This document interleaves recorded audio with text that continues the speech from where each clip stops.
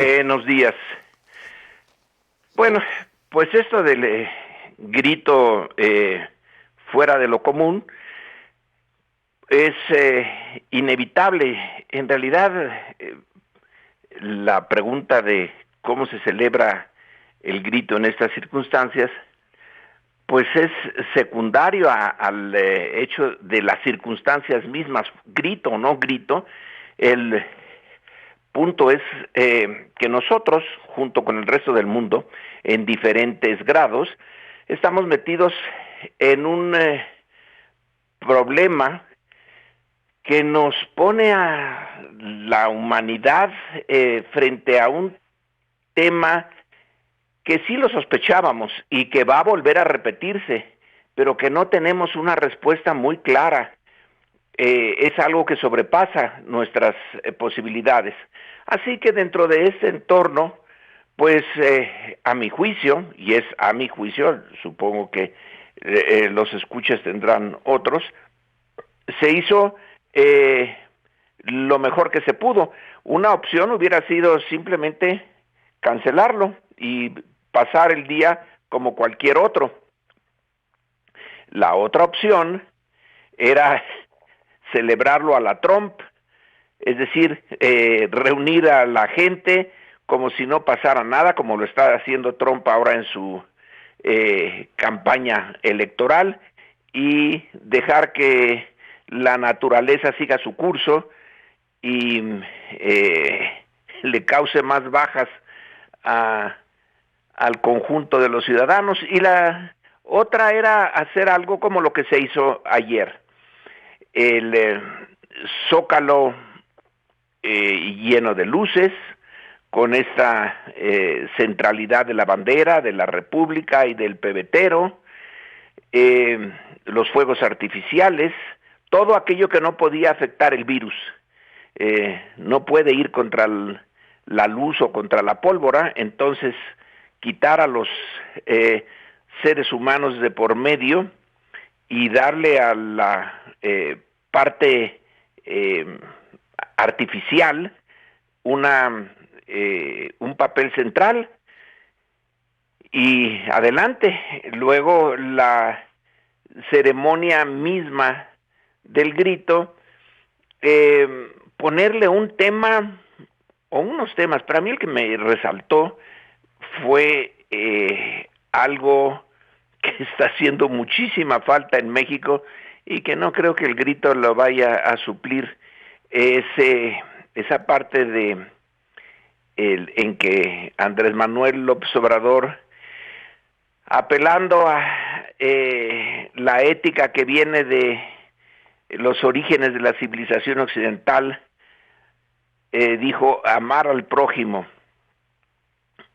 Bueno, no había yo escuchado, eso sí, a ningún presidente ponerlo como tema patriótico, y ahí, bueno, se pudo haber puesto o se pudo haber pasado por alto. La decisión de incluirlo junto con Morelos, Hidalgo, los héroes, etcétera, este exhorto que está en el corazón de la ética judeo-cristiano occidental, bueno, sí fue sorpresivo y se puede discutir si venía o no venía al caso pero yo creo que sí venía al caso, en un país, por un lado, laico, y nadie puede desligar el amarás a tu prójimo como a ti mismo con los mandamientos del cristianismo. Pero ponerlo ahora que la opinión, las visiones, la opinión política, las visiones políticas sobre México están tan divididas y hay tanto odio en el mundo político, bueno, pues sí fue como una especie de banderilla al toro. Pero eso es lo único que realmente me llama la atención. Todo lo demás me parece absolutamente natural y de sentido común. No puede haber una reunión colectiva. Eso ya ni se discute. Que afecta al grito, bueno, nos afecta a todos en la vida cotidiana, gritos o no gritos. Entonces, dentro del grito, el simbolismo de algunas, una parte que podía no haberse puesto y que sí se puso, es de amar al prójimo, pero es lo único que me llama la atención, en realidad. Que sí le serviría a la política, ¿no? Que todos los integrantes de la clase política lo practicaran, por lo menos, Pero como no dice lo van usted. a practicar, es imposible. Es tan imposible como que se vaya el virus de un momento a otro. La política es la lucha por el poder, por el ejercicio del poder, por el mantenimiento del poder. Ahora, el poder, ahí sí tiene sentido la pregunta de la vieja definición de qué es política. Si la política es el ejercicio del poder, ¿para qué es la política? Y la política, una respuesta de Harold Laswell, que a mí me gusta, es la definición que él da de política. Política es quién consigue qué, cómo y cuándo. Y la política hasta hace muy poco tiempo era quienes conseguían qué, que es recursos económicos, dinero, riqueza, pues eran muy poquitos. ¿Cómo? Usando en manera directa o indirecta al gobierno, y cuándo, pues en cada sexenio. Entonces, el, eh, el tema central, el tema político es que en esta ocasión se propone, y en parte yo creo que se está consiguiendo, no como uno quisiera, que ese quien consigue que sean otros los que consigan ahora lo que antes no conseguían, una redistribución de los de la riqueza que genera la nación. ¿Cómo? Bueno, pues por la vía de becas y de programas, etcétera. ¿Y cuándo? Pues ahora. Entonces, eso es lo que está dividiendo a la ciudadanía, que a unos, francamente, no les agrada. Hay un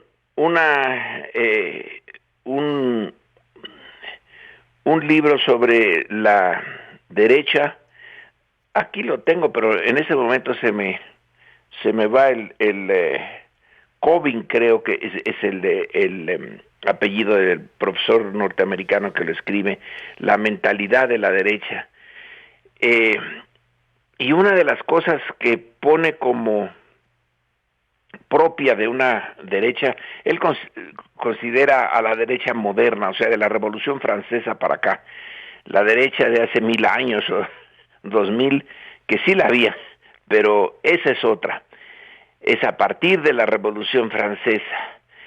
Y entonces algo que les molesta a las derechas es que las partes subordinadas de la sociedad, y que son la mayoría, aparezcan ya como actores políticos, exijan beneficios y exijan transformar la estructura social. Eso es lo que molesta. A veces algunas personas de derecha no es que les quiten nada, es simplemente ver cómo su entorno se transforma y cómo los que antes tenían un lugar subordinado de repente ya no lo tienen o empiezan a moverse para no quererlo y salirse de allí y tener otro papel, y eso molesta mucho. Eso es lo que está pasando en México ahora.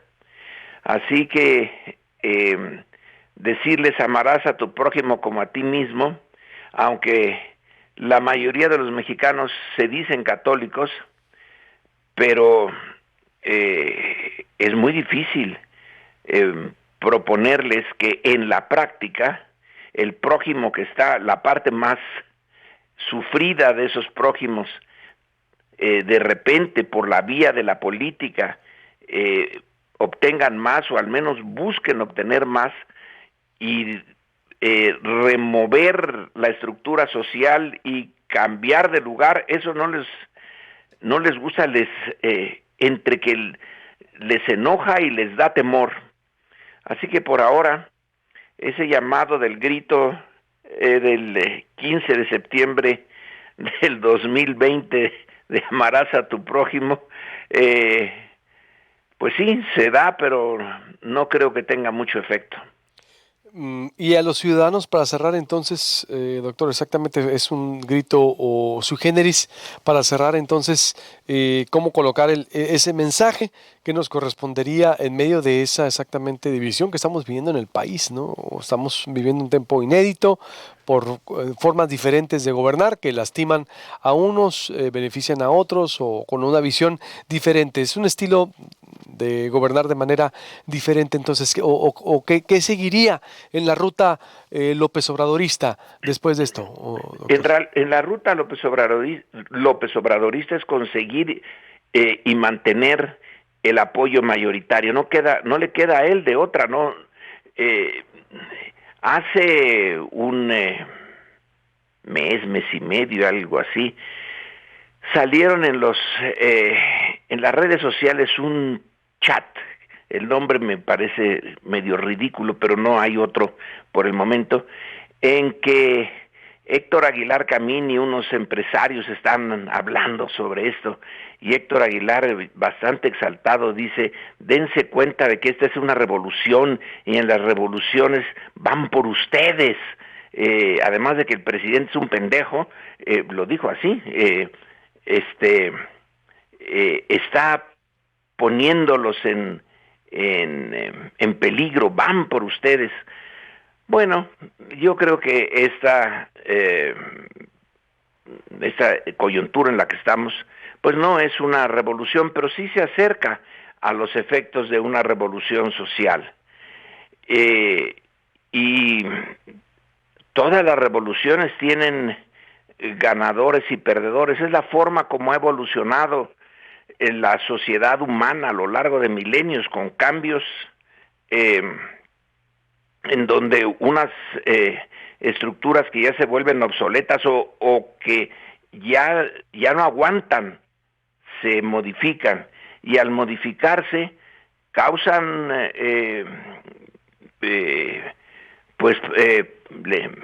dolor a algunos.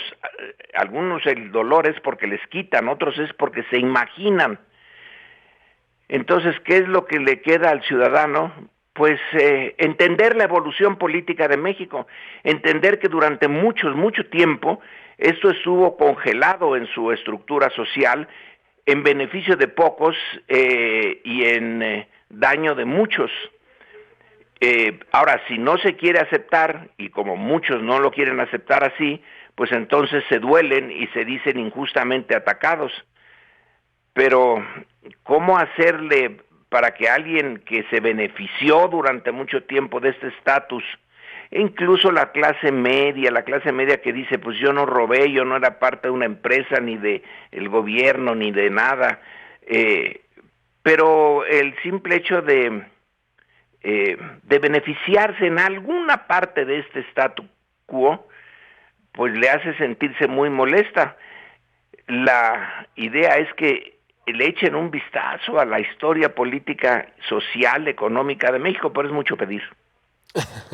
Sí, bueno, que deberíamos, ¿no?, exactamente hacer ese paralelismo necesario con lo que éramos, lo que fuimos, lo que somos y hacia dónde vamos. Doctor, como siempre, un placer y estamos en contacto. Abrazo y gracias. Ándele, buen día. Buenos días, el doctor Lorenzo Meyer. Le recuerdo, suscríbase al canal de YouTube. Usted nos puede ver y escuchar desde las 6:30 de la mañana o a lo largo del día en YouTube, Proyecto Puente. Suscríbase, póngale ahí su notificación para que nos vea en su tablet, en su pantalla, en su teléfono celular como YouTube, en Facebook como Proyecto Puente, proyectopuente.com.mx. Se va a subir a su carro, 88.1 FM La Voz del Pitic, por supuesto, y estamos en el 151 también de Megacable, por todas partes.